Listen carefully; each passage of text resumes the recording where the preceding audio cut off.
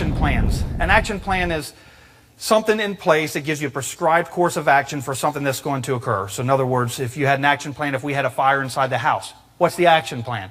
Well, we make our way out to the back, we gather together as a family, we make sure everybody knows and we're accounted for.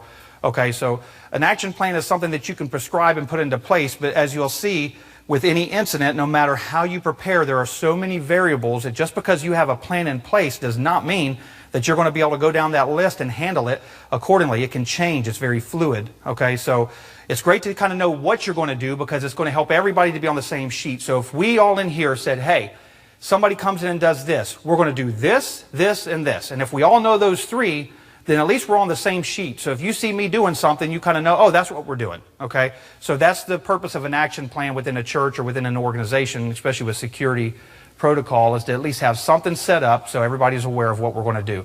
So the best action plan, once again, I'm just going to reiterate, the best action plan that you can have for church and church security and protection of the church is a spiritual action plan. Okay? If you don't do preparation before you come in and think you're going to operate in security, you're probably sadly mistaken. Okay, if the enemy wants to come in, wants to disrupt, there's a plethora of ways in which they can do that. Okay, and so we have to prepare ourselves. When I go to work throughout the course of the day, I work in law enforcement, I don't have authority. Standing here today, I don't have an authority to do certain things.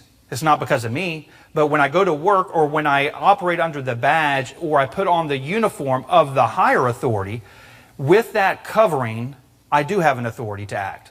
With that covering, I'm not acting on behalf of Dwayne, I'm acting on behalf of the state of Florida, which gives me certain rights that I can impose upon certain people who are doing things contrary to the law. So, if you have an issue and you have disruption inside the church, I will tell you, first and foremost, it is a spiritual issue. Would you agree to that?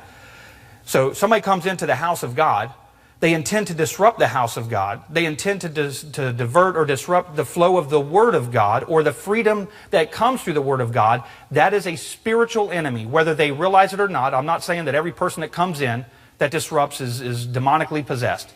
But I am saying that anybody who has an intent to come in and to harm or disrupt this church is under the leading and the guise of the enemy who desires to disrupt the body, is under the leading and the guise of the enemy who desires to destroy and to prevent the going forth of the word. So it is a spiritual thing. So if you're going to impose something, and I would say there's many times I can look back in my career and I know good and well I wouldn't have made it home had I not been spiritually prepared.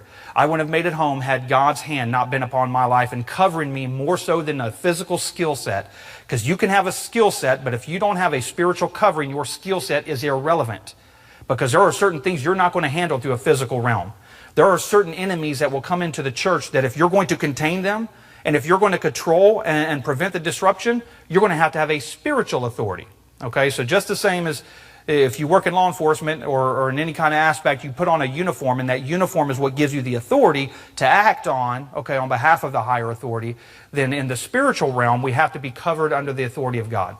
Okay, so when you come into church, it's not time to sit here. I mean, great, if you had a busy week and came in here and you just got to get some stuff straight, great, do that. But I would challenge you, be spiritually prepared when you come in. Be praying for the church, praying for things, understanding there's certain things that we need to do. You can go ahead and click the next.